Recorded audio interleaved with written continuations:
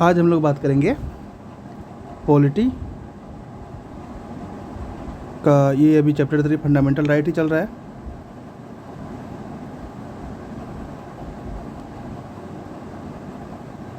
Fundamental rights. आज हम लोग लेक्चर कौन सा शुरू करेंगे? Lecture number 10। लेक्चर 10 इसमें हम लोग क्या देखेंगे? मेनली EWS देखेंगे और रिजर्वेशन आर्टिकल 17 एंड 18 की क्या देखेंगे आज हम लोग? EWS, रिजर्वेशन और आर्टिकल 17 एंड 18। ठीक है, क्या देखेंगे? EWS, इकोनॉमिकली वीक सेक्शन, और इसका जो रिजर्वेशन है उसके बाद आर्टिकल 17 एंड 18। ठीक है, अब देखते हैं EWS रिजर्वेशन। ये क्या है?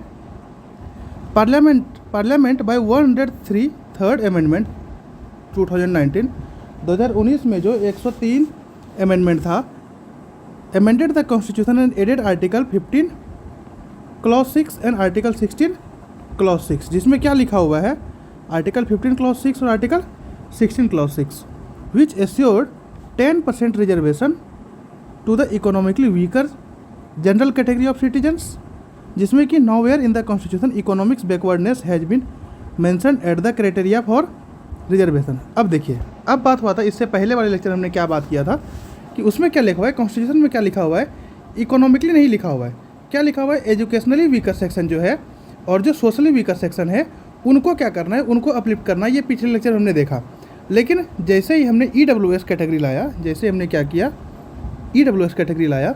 EWS कैटेगरी में क्या हुआ कि ये जो EWS का क्या मतलब है कि जो जनरल लोग हैं, जो जनरल कैटेगरी है, जनरल कैटेगरी में से क्या है? जो इकोनॉमिकली वीक है, इकोनॉमिकली वीक सेक्शन है, उसको क्या करना है? उसको हमें क्या करना है? रिजर्वेशन देना है। उसको क्या करना है? हमें रिजर्वेशन देना है। ठीक है, अब देखिए, अब इसमें क्या बात हुआ? पहले तो क्या था? पहले ये चीज़ें क्या था? ये चीज़ें मेंशन नहीं थी।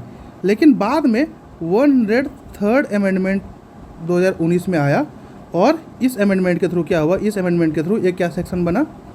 EWS बना, और EWS के आधार पे क्या मिल गया? रिजर्वेशन मिल गया। क्या मिल गया? रिजर्वेशन मिल गया। अब इसमें किसको रिजर्वेशन मिला? इसमें रिजर्वेशन मिला आपका जो इकोनॉमिकली बैकवर्ड क्लास है, जनरल कैटेगरी में। जनरल कैटेगरी में जो इकोनॉमिकली वीक सेक्शन है, जनरल कैटेगरी में जो इकोनॉमिकली वीक सेक्शन है, उसको क्या मिल गया? उसको 10% क्या मिल गया? रिजर्वेशन मिल गया। 10% रिजर्वेशन मिल गया। ये कब हुआ? ये 103rd अमेंडमेंट ला करके 2019 में क्या किया? कॉन्स्टिट्यूशन में क्या ऐड कर दिया? आर्टिकल 15 क्लॉज 6 और आर्टिकल 16 क्लॉज 6, जो कि ये एश्योर करेगा, क्या एश्योर करेगा? 10% reservation on to the economically weaker general category of the citizen. में सिटीजन के जो जनरल कैटेगरी है उसमें जो इकोनॉमिकली वीकर सेक्शन है उसको क्या मिलेगा? उसको 10% रिजर्वेशन मिलेगा। Nowhere in the constitution economic backwardness has been mentioned. अब क्या किया गया है? 103rd अमेंडमेंट के बाद क्या किया गया है? ये ऐड कर दिया गया है कि जो भी इकोनॉमिक बैकवर्ड सेक्शन है उसको क्या मिलेगा? वो रिजर्वेशन के हकदार होंगे। इस क्राइटेरिया को इकोनॉमिकली इकोनॉमिकली बैकवर्डनेस को क्या कर दिया गया है? ऐड कर दिया गया है कॉन्स्टिट्यूशन में। ठीक है, अब आता है क्या क्या क्राइटेरिया होगा EWS के लिए। पहला है annual family income less than 8 lakh. Means जो फैमिली इनकम है, फैमिली इनकम एनुअल, वो क्या होना चाहिए? 8 लाख से लेस होना चाहिए। Less than 8 lakh means 8 lakh से क्या होना चाहिए? कम होना चाहिए। फार्म लैंड, खेती गृहस्थी वाली जो लैंड है वो 5 एकड़ से कम होना चाहिए। 5 एकड़ से कम होना चाहिए। हाउस, जो भी घर है, अगर वो 1000 स्क्वायर फीट है, कहाँ पर? मेट्रो सिटी में, और 100 square feet yard notified municipal area में, तो उसको क्या मिलेगा? उसको मीन्स 1000 एकड़ से क्या 1000 स्क्वायर फीट से कम होना चाहिए। कहाँ पर? मेट्रो सिटी में, जैसे दिल्ली हो गया, मुंबई हो गया। और 100 स्क्वायर यार्ड कहाँ? म्यूनिसिपल एरिया से अगर कम उसके पास लैंड है तो वो किस में आता है? वो आता है आपका EWS कैटेगरी में। किस में आता है? EWS कैटेगरी में। मीन्स ये 3 क्राइटेरिया है, 3-4 क्राइटेरिया है जो कि आप क्या कर सकते हैं? EWS में आ सकते हैं, कोई भी जनरल पर्सन अगर इन सारी चीज़ों में लेस है तो आप EWS में आ सकते हैं। ठीक है, उसके बाद क्या है? उसके बाद क्या आया, जनहित अभियान केस 2022 में एक क्या केस आया, जनहित अभियान केस। इसमें क्या हुआ, इन जनहित अभियान versus union of India 2022 the supreme court of India upheld the constitutional validity. क्या किया इन्होंने, कॉन्स्टिट्यूशनल वैलिडिटी दिया किसको, 103rd amendment act 2019 that introduce reservation for the economically weaker section of society. Economically weaker section of society किसके आधार पर दिया था, 103rd amendment 103 amendment के आधार पर दिया था। जनहित अभियान versus union of India 2022 case में सुप्रीम कोर्ट ने क्या अपहेल्ड किया कि क्या मिलता है इन चीज़ों को, ईडब्ल्यूएस को क्या मिलता है, एक constitutional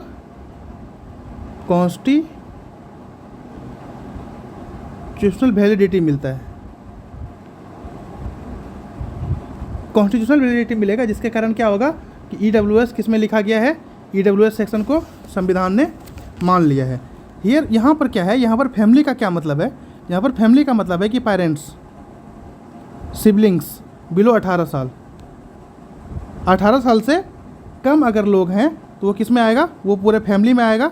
spouse and children below 18 साल मीन्स 18 साल से नीचे, 18 साल से कम के एज होना चाहिए, और 18 साल से अगर ज़्यादा के एज में है तो क्या होगा, वो फैमिली में नहीं माना जाएगा, चाहे आप कितना भी कमा रहे हो वो फैमिली में नहीं माना जाएगा। तो कहने का मतलब है ये क्या क्राइटेरिया क्या है ईडब्ल्यूएस का, ईडब्ल्यूएस का क्राइटेरिया है कि आपको क्या करना है, आप 8 लाख से कम इनकम में है, 1000 स्क्वायर फीट, 1000 स्क्वायर फीट क्या होना चाहिए, 1000 स्क्वायर फीट से कम का घर होना चाहिए, मेट्रो सिटी में 100 स्क्वायर यार्ड्स का एक म्यूनिसिपल एरिया में कम का घर होना चाहिए, और फार्म लैंड क्या होना चाहिए, 5 एकड़ से कम होना चाहिए। तभी आप किस कैटेगरी में आएंगे, तभी आप आएंगे ईडब्ल्यूएस के कैटेगरी में आएंगे। ठीक है, अब वर्टिकल एंड हॉरिजॉन्टल रिजर्वेशन क्या है, अब vertical and horizontal reservation. The term vertical means that verticals are created as separate classes और कैटेगरीज। मीन्स कहने का मतलब है कि टर्म वर्टिकल का क्या मतलब है, वर्टिकल का टर्म कहने का मतलब है कि जो ये क्रिएट हुआ है वो किस में क्रिएट हुआ है, सेपरेट क्लास और कैटेगरी में क्रिएट हुआ है। वेयर एज हॉरिजॉन्टल रिजर्वेशन में रिजर्वेशन विद इन रिजर्वेशन। अब देखिए, अब इसको कैसे समझेंगे, हम इसको समझेंगे, ये देखिए, ये है आपका जनरल, ये हो गया आपका ईडब्ल्यूएस, ये हो गया आपका एससी, और ये हो गया आपका एसटी। ठीक है, अब इसमें कहने का मतलब है कि ये किसका है, ये आपका वर्टिकल, ये आपका वर्टिकल रिजर्वेशन, ये आपका ये वर्टिकल में है, ये आपका वर्टिकल रिजर्वेशन। ठीक है, अब वर्टिकल रिजर्वेशन में क्या है, ये क्या है, ये जनरल का है, ये हो गया आपका ओबीसी का है, ये एससी का है, और ये एसटी का है। ठीक है, ये हो गया आपका vertical reservation, SC ST OBC और ईडब्ल्यूएस। अब whereas horizontal reservation means reservation within reservation. अब देखिए, अब जनरल, अब ओबीसी में भी रिजर्वेशन है, कितना रिजर्वेशन है, ओबीसी में 27% रिजर्वेशन है। ठीक है, मीन्स कहने का मतलब इसको जो रिजर्वेशन मिल रहा है उस रिजर्वेशन में से, अब जनरल में क्या हो गया, जनरल में से क्या मिल गया, जनरल में से ईडब्ल्यूएस मिल गया, जनरल वाले को ही ईडब्ल्यूएस मिला है ना, इसी को हम लोग बोलते हैं हॉरिजॉन्टल रिजर्वेशन। इसको क्या बोलते हैं, हॉरिजॉन्टल रिजर्वेशन। मीन्स इस रिजर्वेशन में से ही रिजर्वेशन मिल गया। अब ओबीसी में है कोई हैंडीकैप्ड है, कोई हैंडीकैप्ड है, उसको भी रिजर्वेशन मिलेगा। कोई क्या है, डिसेबल्ड है, कोई डिसेबल्ड है। तो कहने का मतलब है ये जो हॉरिजॉन्टल है, ये वर्टिकल जो है, वर्टिकल में से क्या हो गया, ये हमने क्या कर दिया, एक ओबीसी तो रिजर्वेशन है ही, ओबीसी के पास तो रिजर्वेशन है ही। अब इस रिजर्वेशन में से क्या कर दिया हमने, फिर से एक रिजर्वेशन दे दिया, उसी को क्या बोल दिया हम, हॉरिजॉन्टल रिजर्वेशन। क्या बोल दिया, हॉरिजॉन्टल रिजर्वेशन। ठीक है, अब मान लिया जाए एससी में है, जैसे वुमेन का रिजर्वेशन अलग होगा, पीडब्ल्यूडी का रिजर्वेशन अलग होगा, ट्रांसजेंडर रिजर्वेशन अलग होगा। तो कहने का मतलब है कि एक रिजर्वेशन तो दिया हुआ है ही, उस रिजर्वेशन में से रिजर्वेशन दे दिए, तो वो क्या हो गया, वो हो गया होगा आपका horizontal reservation. The term vertical reservation means reservation created for different section of society. ये टर्म जो वर्टिकल मीन्स है, ये क्या है, डिफरेंट सेक्शन ऑफ सोसाइटी के लिए क्रिएट किया गया है। But currently EWS is treated as vertical reservation. लेकिन अभी क्या है, अभी के टर्म में क्या है कि ये ईडब्ल्यूएस जो है, इसको किस तरीके से ट्रीट किया जाता है, इसको वर्टिकल की तरह ट्रीट किया जाता है। इसको क्या, किस तरीके से, वर्टिकल रिजर्वेशन की तरह ट्रीट किया जाता है। ठीक है, अब आते हैं socio economic caste census. Socio economic caste census, socio economic caste census का क्या मतलब है? It is an exercise to identify the socio economic backwardness in the country. This census has not been done since 1941। 1941 के बाद से ये census नहीं किया गया है। ठीक है, ये क्या है? अब देखिए, अब हम लोग ये तो बोल तो देते हैं कि हाँ सोशियो इकोनॉमिक मीन्स क्या है कि कौन इकोनॉमिकली बैकवर्ड है, कौन एजुकेशनली बैकवर्ड है, कौन सोशली बैकवर्ड है। अब इन चीज़ों को पहचानने के लिए क्या करना पड़ेगा? देश में देखिए, देश में अगर इन चीज़ों को जानना है या इन चीज़ों के बारे में पता करना है तो वो कहाँ से पता होगा या कैसे पता होगा? वो पता होगा आपका, हम क्या करेंगे, हम एक सेंसस करवाएंगे। क्या करेंगे? हम एक जनगणना करवाएंगे। क्या करवाएंगे? जनगणना। ठीक है, अब इस जनगणना से हमें क्या पता चलेगा? जनगणना से पता चलेगा कि कौन से ग्रुप के लोग या कौन से कास्ट के लोग क्या है सोशली बैकवर्ड है, कौन से कास्ट के लोग या कौन से ग्रुप के लोग क्या है इकोनॉमिकली बैकवर्ड है, कौन से ग्रुप के लोग क्या है एजुकेशनली बैकवर्ड है। तो वहीं से हमें क्या पता चलेगा? वहीं से हमें पता चलेगा कि किसको हमें रिजर्वेशन देना है और किसको रिजर्वेशन नहीं देना है। ठीक है, ये बात होगी हमारी सोशियो इकोनॉमिक कास्ट सेंसस की। अब 1941 के बाद अभी तक ये कास्ट सेंसस नहीं हुआ है। ठीक है, 2011 में हुआ था लेकिन ये कभी भी पब्लिश नहीं हुआ। 2011 में एक बार हुआ था कास्ट सेंसस, लेकिन ये कभी पब्लिश्ड नहीं हुआ। ये कभी क्या हुआ? पब्लिश्ड नहीं हुआ। ठीक है, currently there has been a demand for a socio economic caste census. Currently क्या है, अभी के टाइम पे क्या है कि डिमांड है कि क्या होना चाहिए? सोशियो इकोनॉमिक कास्ट सेंसस होना चाहिए, ताकि क्या हो, ताकि देखिए अब क्या बात है, अभी हमने पिछले लेक्चर में ही देखा था, रिजर्वेशन वाले लेक्चर में ही देखा था। क्या देखा था कि लोग क्या कर रहे हैं ना, लोग कर रहे हैं कि जो थोड़ा सा मजबूत कैटेगरी जैसे ओबीसी में भी है, ओबीसी में क्या है, ओबीसी में कुछ ऐसे कास्ट हैं जो कि क्या हो रहे हैं, मजबूत हो रहे हैं, जिसके कारण सारा रिजर्वेशन, मैक्सिमम रिजर्वेशन क्या हो रहा है, उन्हीं को मिल रहा है जो ऊपर है। अब मान लीजिए कुछ चीज़ें मिल रही है, कुछ चीज़ें हमें मान लीजिए किसी राहत किसी कहीं पर भी गए और वहाँ पर हमें क्या मिल रहा है, खाना मिल रहा है। अब जब खाना मिल रहा है तो वहाँ पर जब हम गए तो क्या हुआ कि जो लंबे लोग थे उनको तो खाना मिल गया पहले, क्योंकि वो जल्दी आगे पहुँच गए, और जो छोटे लोग बच गए वो क्या हो गया, वो पीछे रह गए, जिसके कारण क्या हुआ, उनको खाना नहीं मिला। अब हम क्या करेंगे, अब जब तक हम लंबे लोगों को नहीं हटाएंगे उस भीड़ से या उस ग्रुप से, तब तक छोटे लोगों को कैसे खाना मिलेगा? लंबे लोगों को हटाएंगे तभी तो छोटे लोग आगे बढ़ पाएंगे।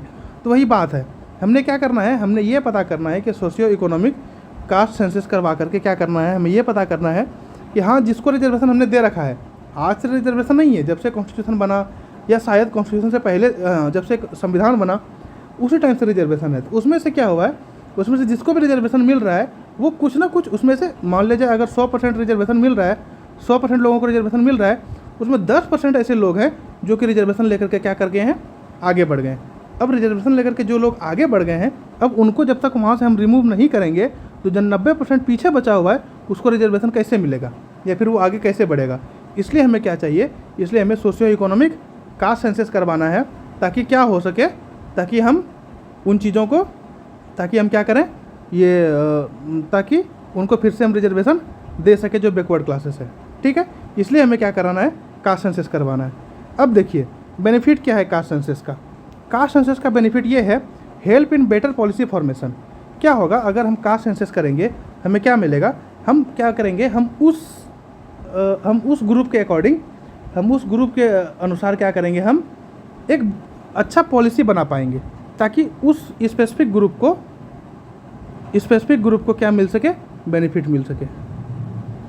मीन्स हम जो बेनिफिट डिज़ाइन करेंगे या पॉलिसी को डिज़ाइन करेंगे तो उसके अनुसार करेंगे, ना कि जनरल लोगों के अनुसार करेंगे। ठीक है, इसलिए हमें क्या करना चाहिए, कास्ट सेंसस करना चाहिए। अब उसके बाद दूसरा क्या है, दूसरा हम क्या करेंगे, इनइक्वालिटीज़ को रिमूव करेंगे। मीन्स जो हमारी असमानता है उसको रिमूव कर पाएंगे अगर हम कास्ट सेंसस करवाएंगे तो। उसके बाद ensure the welfare of the people के वेलफेयर को हम इंश्योर करेंगे कि हाँ लोगों को फ़ायदा मिल रहा है या नहीं मिल रहा है। उसके बाद excludes irrelevant caste and will include new relevant caste. अब देखिए, अब इतने दिनों में क्या है कि बहुत सारे कास्ट ऐसे हैं जो कि बहुत आगे बढ़ गए रिजर्वेशन लेकर के, ठीक है। तो उनको रिमूव करके क्या करना है, हमारे में जो रिलीवेंट कास्ट है, मीन्स जिसको रिजर्वेशन की ज़रूरत है, सख्त ज़रूरत है, उसको ऐड करेंगे, ठीक है। अगर हम कास्ट सेंसस करवाएंगे तो ये हो सकता है। उसके बाद also fulfil the objective of article 340 of the constitution, means संविधान के आर्टिकल 340 जो है उसको क्या कर पाएंगे, हम फुलफिल कर पाएंगे। उसके बाद हम क्या करेंगे, टारगेटेड बेनिफिट को डिलीवर कर पाएंगे, मीन्स हम उस बेनिफिट को डिलीवर कर पाएंगे जो कि टारगेटेड हो। कहने का मतलब है कि हम उन चीज़ों को डिलीवर कर पाएंगे जो कि क्या हो, हमारे लिए टारगेट में हो। टारगेट कहने का मतलब है कि जो जिन लोगों को ज़रूरत है उनको हम क्या कर पाएंगे, उनको हम बेनिफिट पहुंचा पाएंगे। अब देखिए, अब आता है इशू विद द सेंसस। अब सेंसस के साथ क्या इशू है, सेंसस के साथ क्या इशू है। अब इस इशू के अनुसार हम क्या देखते हैं, इस इशू के अनुसार क्या है, it will lead to further politicisation of caste and caste of the country. Means इसमें क्या होता है, इसमें पॉलिटिक्स आ जा रहे हैं और इसी में कास्टिसाइजेशन ऑफ पॉलिटिक्स का कास्ट। देखिए अब इसमें क्या है, हम सेंसस के आधार पे क्या करेंगे, अगर मान लीजिए हम सेंसर करवा दिए, सेंसर जब करवा देंगे तो क्या होगा, इसमें पॉलिटिक्स आ जाएगा। पॉलिटिक्स क्या आ जाएगा कि हमें बैकवर्ड क्लास के वोट चाहिए, या हमें जिस क्लास के वोट चाहिए उसको ज़्यादा बेनिफिट देंगे, या उस ग्रुप के लोगों को क्या करेंगे, ज़्यादा बेनिफिट देंगे, या उस ग्रुप के लोगों को ज़्यादा बेनिफिट देंगे जिससे हमको वोट चाहिए, जिसका जनसंख्या ज़्यादा है। तो इसमें क्या हो जाएगा, इसमें पॉलिटिसाइजेशन हो जाएगा कास्ट इन द कंट्री, ठीक है। It can give rise to identity based politics. ये क्या करेगा, ये हमें क्या देगा, आइडेंटिटी बेस्ड पॉलिटिक्स देना शुरू कर देगा।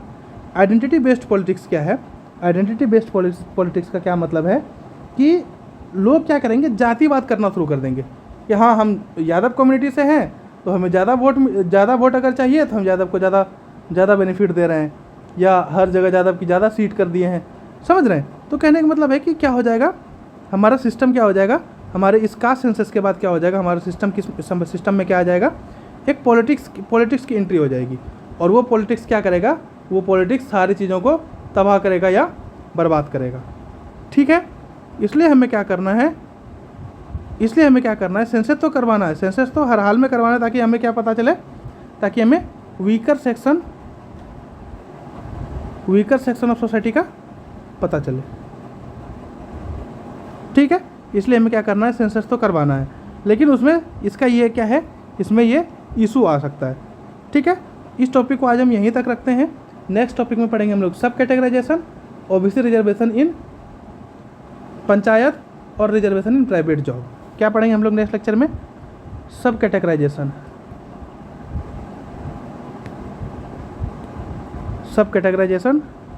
और दूसरा टॉपिक पे क्या पढ़ेंगे, ओबीसी रिजर्वेशन इन पंचायत